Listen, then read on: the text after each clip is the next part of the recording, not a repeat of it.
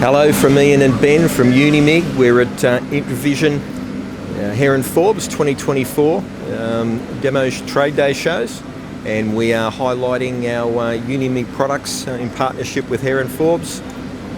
Primarily our upgraded machines. We've had a lot of new and upgraded products over the last 12 months, particularly our Razor single phase machines, digital sort of look, and digital torches, a lot of special features, synergic modes, etc.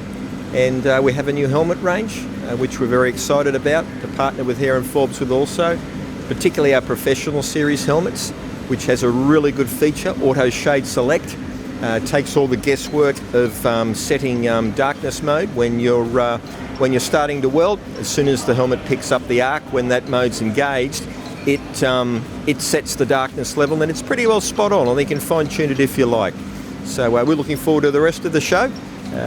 Speak again soon. Cheers.